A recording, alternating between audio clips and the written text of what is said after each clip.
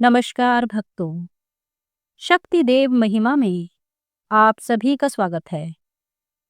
आज मैं आपको पद्म पुराण के अनुसार माघ महात्म्य का छठा अध्याय सुनाऊंगी। माघ स्नान के लिए मुख्य मुख्य तीर्थ और नियम। राजा दिलीप ने पूछा, मुने, आप इक्ष्वाकु वंश के गुरु और महात्मा हैं, आपको नमस्कार है।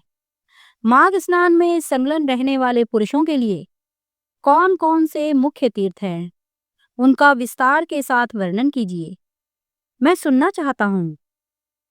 वशिष्ठ जी ने कहा, राजन, माघ मास आने पर बस्ती से बाहर जहाँ कहीं भी जल हो, उसे सब ऋषियों ने गंगा जल के समान बतलाया है।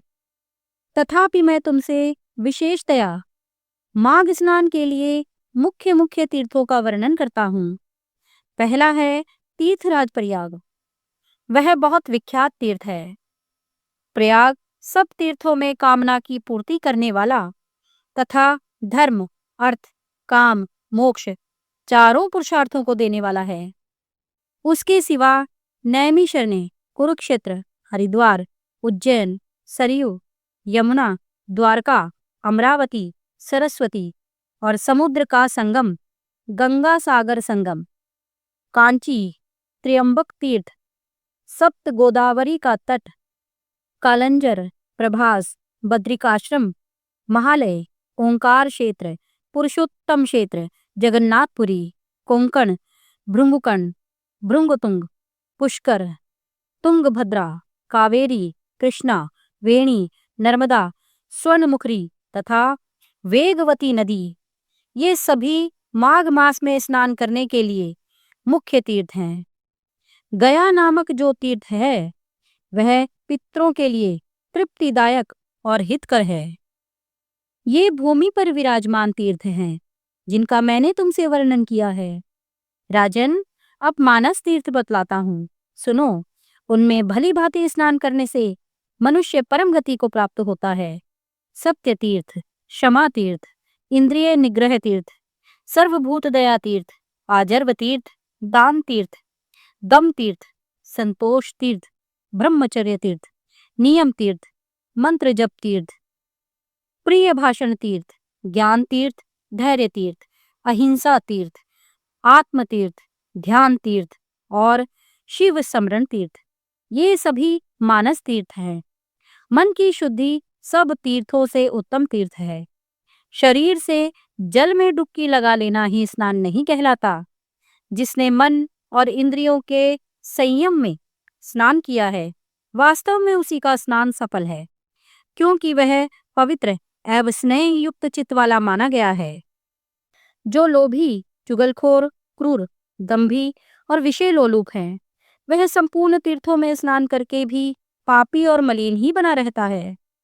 केवल शरीर की मैल छुड़ाने से मनुष्य निर्मल नहीं होता, मन की मैल धुलने पर ही वह अत्यंत निर्मल होता है। जलचर जीव जल में ही जन्म लेते और उसी में मर जाते हैं, किंतु इससे वे स्वर्ग में नहीं जाते, क्योंकि उनके मन की मैल नहीं धुली रहती। विषयों में जो अत्यंत आसक्ति होती है, उसी को ही मानसिक मल कहते हैं। विषयों की ओर से वैराग्य हो जाना ही मन की निर्मलता है। दान, यज्ञ, तपस्या, बाहर भीतर की शुद्धि और शास्त्र ज्ञान भी तीर्थ ही है। यदि अंतःकरण का भाव निर्मल हो, तो ये सब के सब तीर्थ ही है।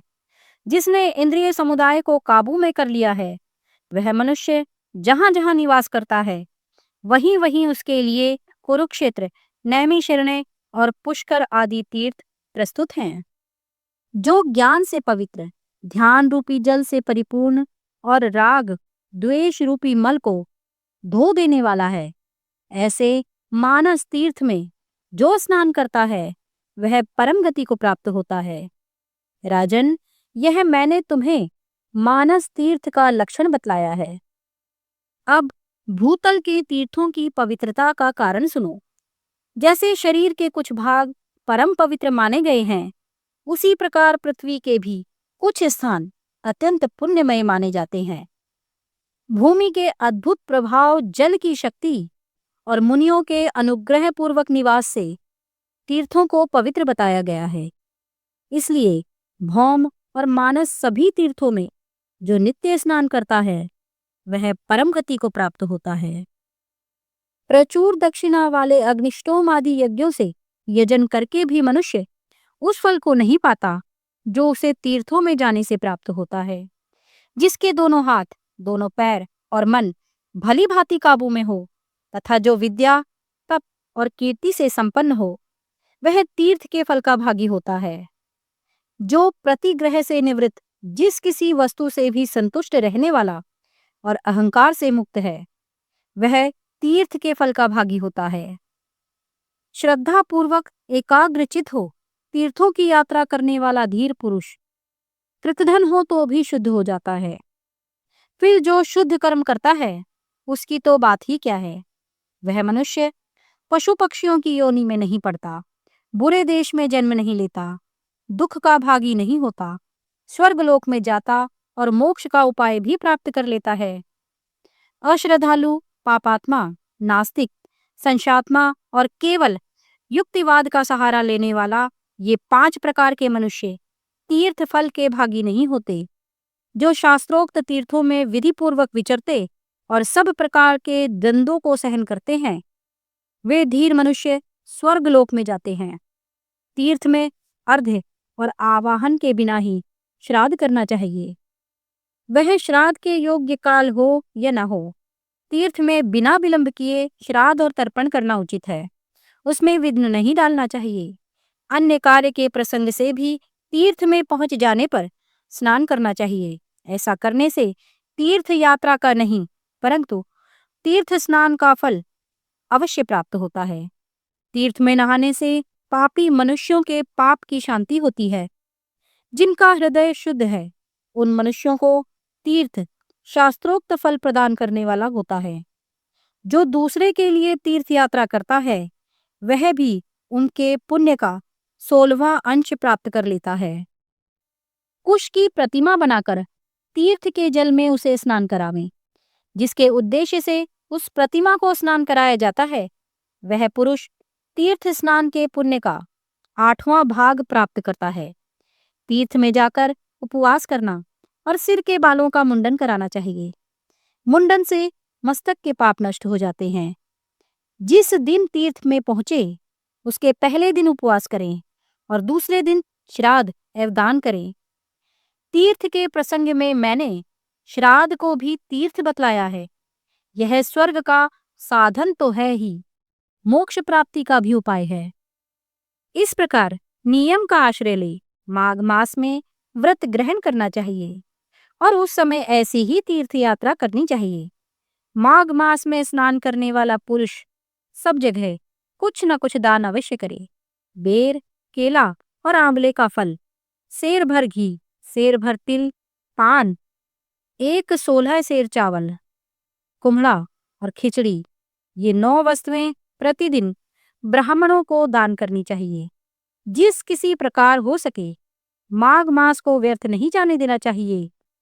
किंचित सूर्योदय होते होते माघ स्नान करना चाहिए तथा माघ स्नान करने वाले पुरुष को यथाशक्ति शौच, संतोष आदि नियमों का पालन करना चाहिए। विशेषतया ब्राह्मणों और साधु सन्यासियों को पकवान भोजन कराना चाहिए। जाड़े का कष्ट दूर करने के लिए बोझ के बोझ सूखे काठ दान करें। रुई भरा अंगा, शैया, गद्दा, यज्ञोपवीत, लाल वस्त्र, रुईदार रजाई, जायफल, लौंग, बहुत से पान, विचित्र विचित्र कंबल, हवा से बचाने वाले ग्रह, मुलायम जूते और सुगंधित उबटन दान करें।